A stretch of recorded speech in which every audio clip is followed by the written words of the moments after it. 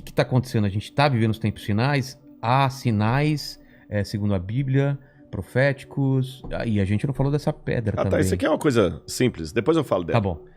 Bom, na verdade... Porque tem esse movimento, né? Claro. A pandemia faz parte Claro. disso, o anticristo já tá aí. Aliás, a gente tá perto da segunda volta de Cristo. Claro, eu acredito que sim. Sim? Mas vamos lembrar uma coisa.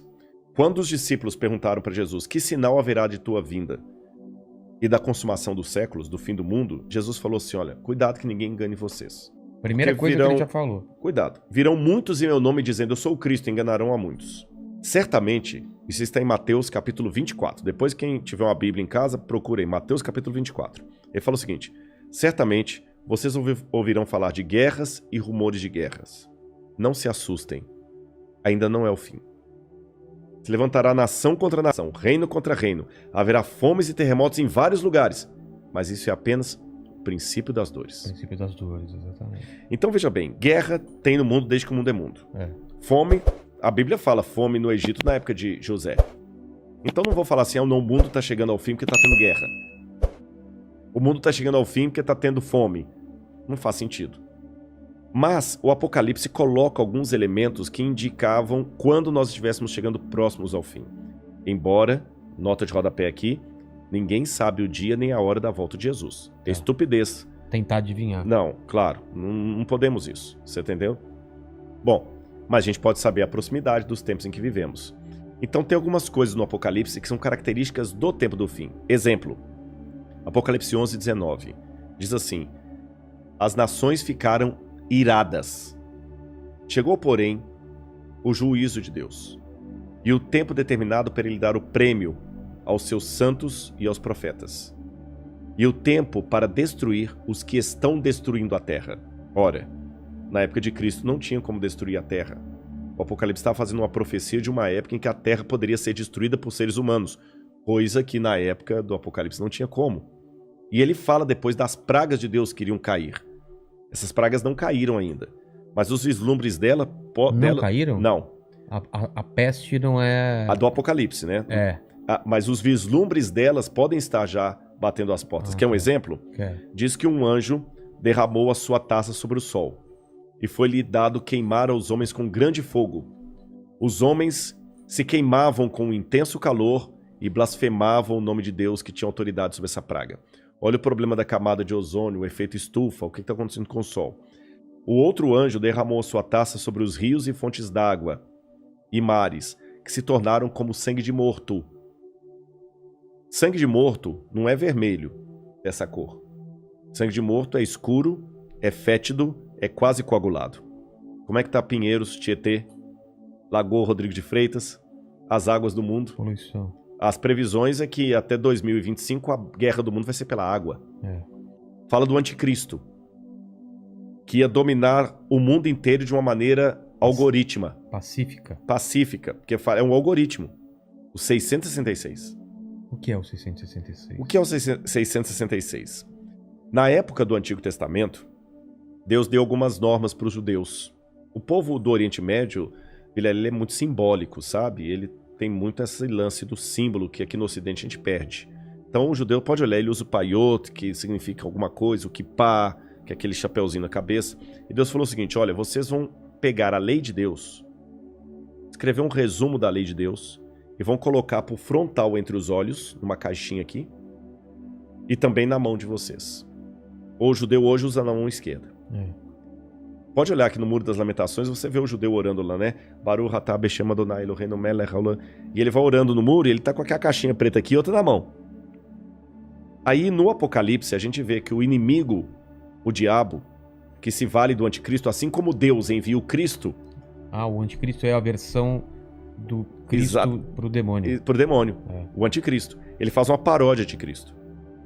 Aí, como Deus no Antigo Testamento pediu os judeus para ter a lei de Deus na testa e na mão, o anticristo coloca também um sinal, uma marca, na testa e na mão.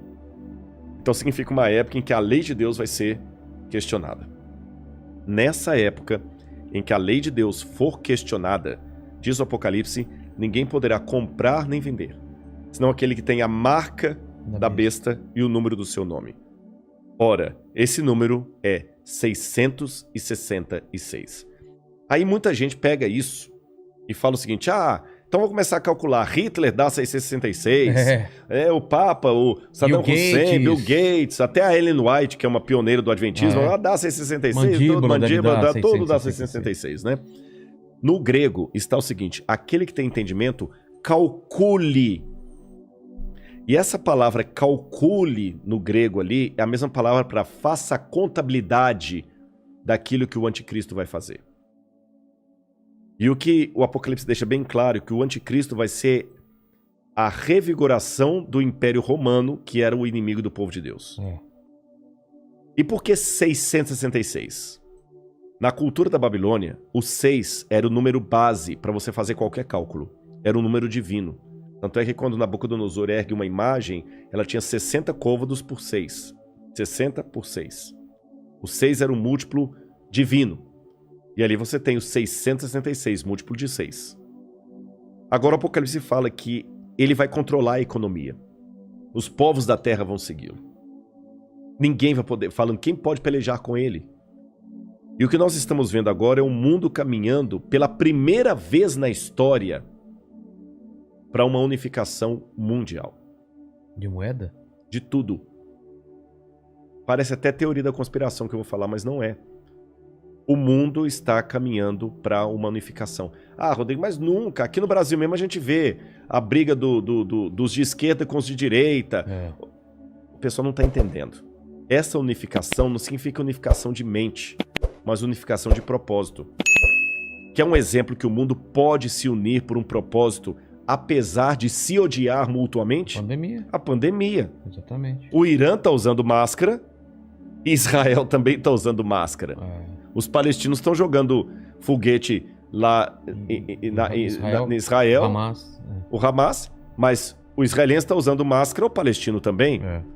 O egípcio está usando álcool em gel, o iraniano está usando álcool em gel, o americano está usando álcool em gel, o russo está usando álcool em gel, então o Putin está usando álcool em gel. A mesma coisa o presidente do Brasil, o presidente da Argentina, da Venezuela, o mundo parou. Então é possível essa união do mundo inteiro em algumas coisas mesmo. Ela não só é possível, como ela é um caminho sem volta. Por que está falando tanto em criptomoeda? Nós já estamos passando por uma transição do dinheiro. Dinheiro de papel, né? De papel, você entendeu? Dinheiro baseado em tesouro nacional.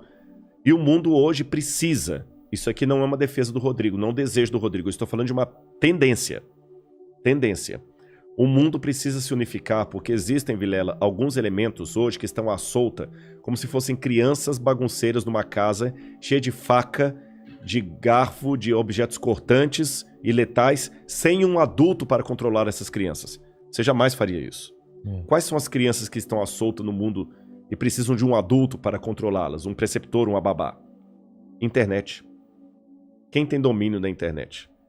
Você na internet você pode encontrar o podcast do Inteligência Ilimitada, mas você também pode encontrar uma fórmula para fazer um coquetel molotov.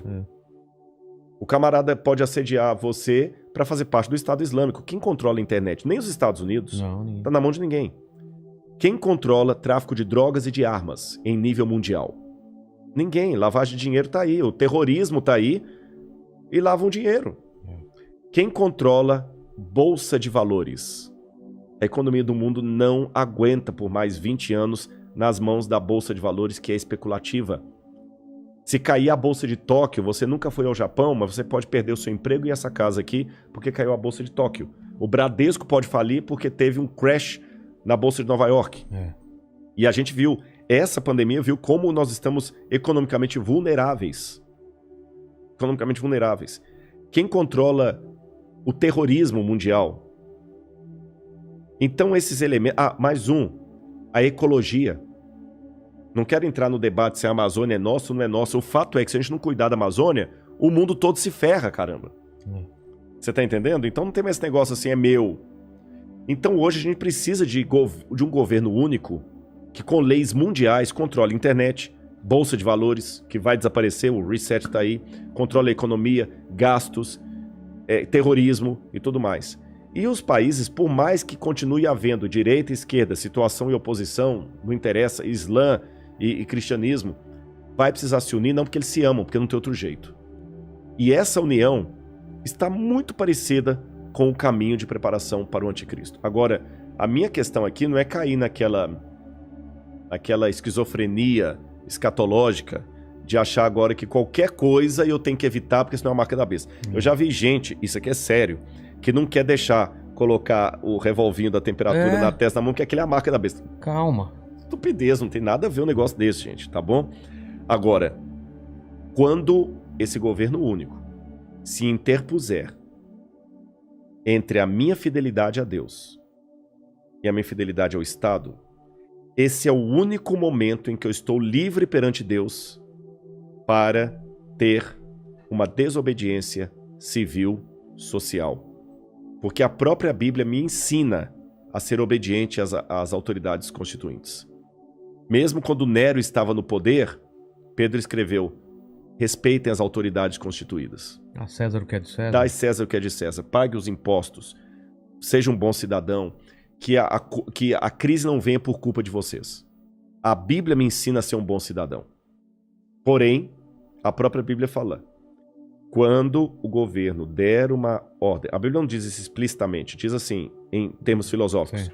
Quando o governo der uma lei que vá contra os mandamentos da lei de Deus, como os companheiros de Daniel na Babilônia, enfrente a morte se preciso for, mas não ceda.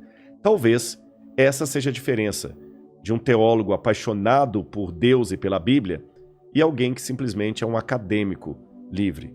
Porque que especialista em literatura inglesa, em sã consciência, teria coragem de morrer por sua interpretação de Shakespeare? Mas a Bíblia é um livro que já levou muitos ao martírio para não abrir mão daquilo que a Bíblia ensina. Falou que a segunda vinda de Cristo está próxima. Mas, segundo os eventos, o anticristo chega antes. Chega antes. Ele antecede a volta de Jesus. E já está por aqui?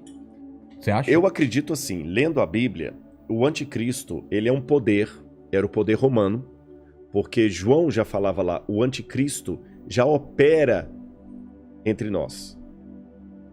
E João fala, muitos anticristos já saíram pelo mundo. Ele só está aguardando aquilo que o detém. Então o anticristo naquele tempo era Roma. Os exegetas veem, a besta era Roma. Só que a Bíblia fala, através do apóstolo Paulo, que havia uma grande apostasia do povo de Deus. Que palavra é essa, apostasia? Eles abandonariam a fé, se uniriam a Roma, e Roma no futuro voltaria travestida de cristã, por isso que é o anticristo, nome que não aparece no Apocalipse, mas aparece nas epístolas de João. Tá. Anticristo, anti em grego, é aquele que toma o lugar de. Então o anticristo é aquele que toma o lugar de Cristo e vai dominar o mundo. Então a minha sugestão para todos é o seguinte: fiquem atentos às propostas governamentais. Qualquer coisa que não infrinja a minha fé naquilo que eu entendo pela Bíblia ser o correto, eu vou seguir. Eu vou me vacinar. Eu não vou ficar caindo em teoria da conspiração. Mas a vacina é uma maneira de aniquilar um terço da humanidade. Eu acho que vai ser muito mais fácil Eu vou me vacinar. Só não vou tomar a Coronavac, né? Que está questionada aí. Senão eu não posso entrar em Israel. Mas eu vou me vacinar. Israel não aceita. Não aceitou. Muitos países da Europa não aceitam a Coronavac, né? Lamento o Butantan aí, mas a menos que mude o cenário, a Coronavac não está sendo aceita. A Pfizer... ou a Moderna, ou a outra, lá de Oxford. Essas são aceitas. Mas eu vou me vacinar. Você está entendendo? Agora, não vou cair em teoria da conspiração. Agora, o dia que houver uma lei que se interpuser entre a minha fidelidade e aquilo que Deus pediu de mim, aí eu estou disposto a enfrentar até a morte.